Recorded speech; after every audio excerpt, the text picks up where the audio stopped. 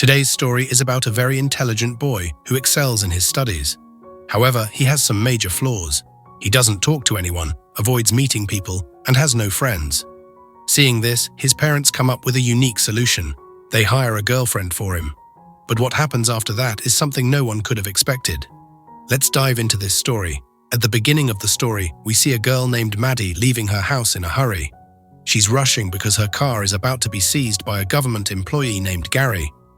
It turns out that before Maddie's mother passed away, she took a loan from the bank to build a house and left it for Maddie. Now Maddie is trying to repay that loan. She works hard during the day as a bartender and drives a cab at night. Gary, who is also one of Maddie's ex-boyfriends, has come to take her car because she couldn't pay the loan installment on time. Maddie tries to stop him, but Gary remains firm. Suddenly, a young man wearing nothing but underwear comes out of Maddie's house while exercising. Seeing this, Gary gets jealous. Maddie, trying to handle the situation, quickly tells Gary, "Oh, that's my cousin visiting from Italy." The young man then comes over and starts acting close to Maddie, making Gary even more suspicious. Realizing Maddie is trying to fool him, Gary gets annoyed and drives off with her car. Without her car, Maddie has no way to get around. She decides to go to work on her roller skates instead. Later, while skating, Maddie notices her car parked on the road, still hooked to Gary's tow truck.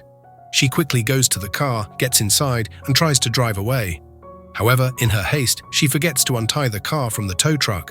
When she tries to speed off, the car doesn't move. At the same time, Gary comes out of a nearby shop, sees what she's doing, and takes her car back. Maddie fails in her attempt to reclaim it. After this, Maddie goes to her friends Sarah and Sarah's husband Jim and shares her frustration. She tells them about losing her car and her struggles with the bank loan. Sarah tries to help by searching online for second-hand cars for Maddie, but Maddie sighs and says, "I've already checked everywhere. I doubt I'll find anything better." While browsing online, Sarah stumbles upon an unusual ad. A wealthy family is looking for a girl aged 20 to 25 to be their shy 19-year-old son's girlfriend. The ad mentions that the boy is very intelligent, but struggles with socializing and doesn't have any friends. In return, the family is offering a brand new car as a gift to the girl who can help him overcome his fears and gain confidence. At first, Maddie hesitates because she feels she might be too old for the boy. But after discussing it with Sarah and Jim, she decides to give it a shot. She needs the car desperately, and this might be her only chance. We then see Maddie skating her way to the wealthy family's house. She meets the boy's parents, who explain their situation. They tell her, "Our son Percy is 19 years old and extremely smart, but he doesn't talk to anyone, never goes out, and avoids girls completely. He's scared of things like smoking, partying, or even casual conversations. In his free time, all he does is watch short videos on his phone. We're worried that if this continues, he won't be able to adjust to university life next year." Maddie listens carefully and asks, "So what do you want me to do?" The parents reply, "We just need you to spend time with him, help him socialize and boost his confidence. Once we see that he's improving, we'll give you the car. But Percy must never know that we arranged this. You'll have to approach him naturally and make him believe it's all genuine." Maddie agrees to the deal and heads to the shop where Percy works part-time, wearing a striking red dress. She tries to catch his attention by pretending to adopt a dog. Maddie flirts and tries to impress Percy, but he doesn't fall for her charm. Instead, he becomes visibly nervous. Not giving up, Maddie says, "Why don't I drop you off at your house today?" Percy hesitates and declines, but Maddie insists, picking up his bicycle and putting it in her van. With no other option, Percy reluctantly agrees to go with her. As they drive, Maddie jokingly says, "What if I kidnap you instead of taking you home?" She then steers the car toward her own house instead of Percy's, so Percy gets scared, and as soon as the car stops, he sprays pepper spray on Maddie's face. Maddie gets out of the car and says, "I was just joking with you. If I had kidnapped you, why would I bring you to my house?"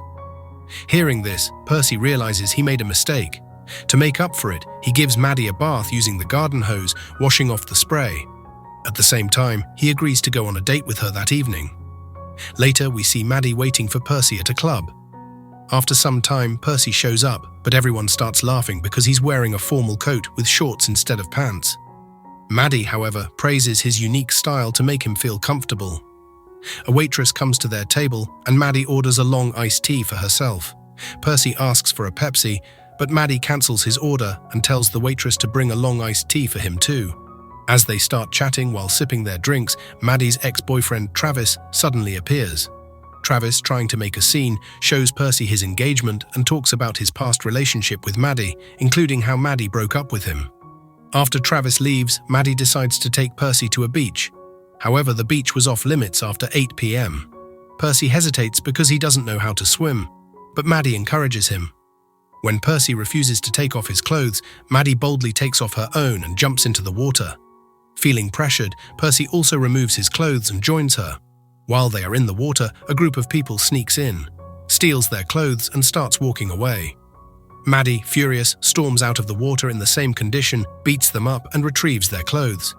She goes back into the water and tries to get close to Percy, but Percy, feeling uncomfortable, tells her, "I feel strange doing this. I don't really know you yet." Maddie, annoyed by his response, storms out, sits in her car and prepares to leave. Percy tries to get in the car, but Maddie refuses. She tosses his clothes out, but keeps his phone, forcing Percy to hang on to the car without clothes. Despite this, Maddie drives off and Percy clings to the car. The situation becomes chaotic when the police notice and start chasing them. To escape, Maddie drives recklessly and narrowly avoids a major accident as a train speeds past them. Later, we see them at Maddie's house.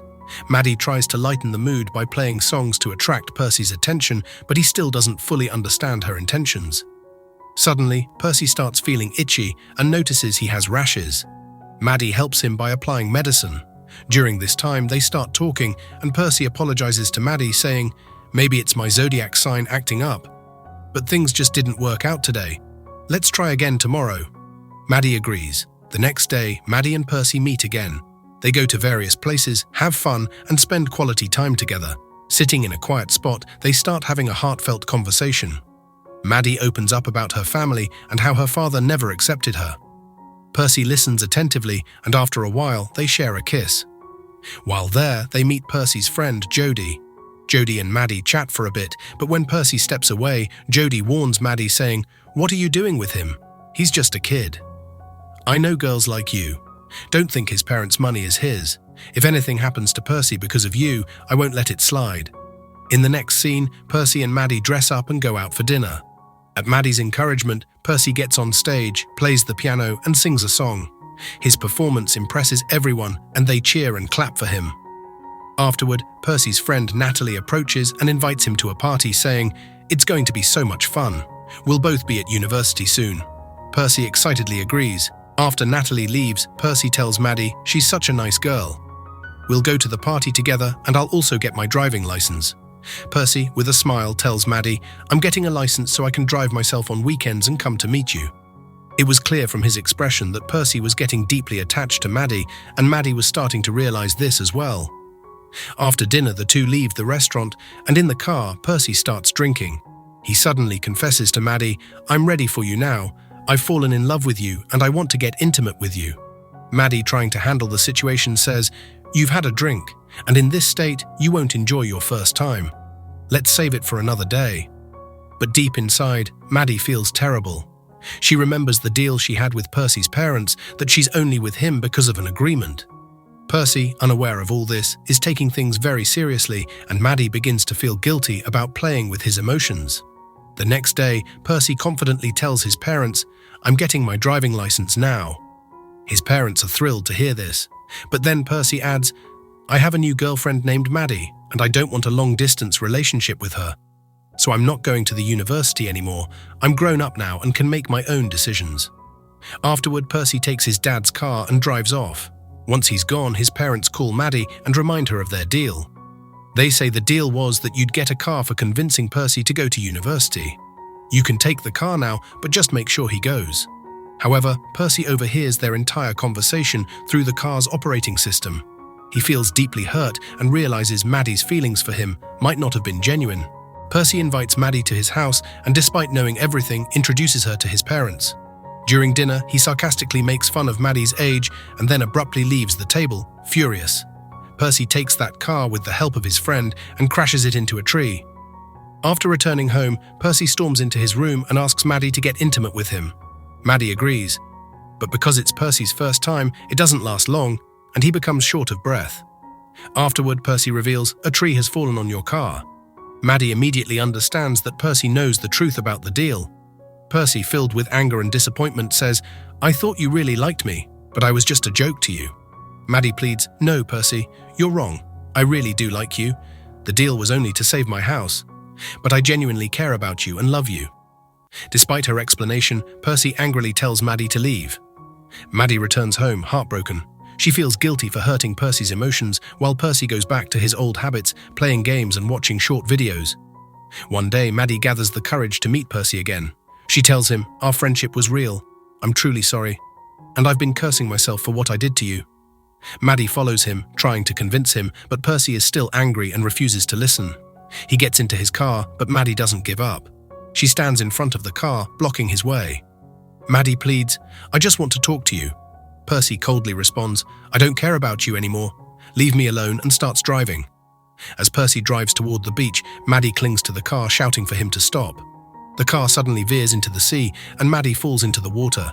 Percy immediately stops the car, jumps out, and rescues Maddie, pulling her to the shore. Maddie, shivering and emotional, says, "I'm so sorry, Percy."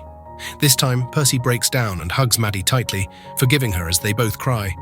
In the final scene, Percy is seen packing his bags and getting ready to leave for university.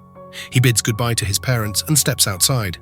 To his surprise, Maddie is standing there with a playful smile, asking, "Does anyone need a cab?" They both laugh, and the story ends on a sweet and happy note filled with romance and fun. If you enjoyed this story, don't forget to like the video and subscribe to the channel for more funny and heartwarming stories.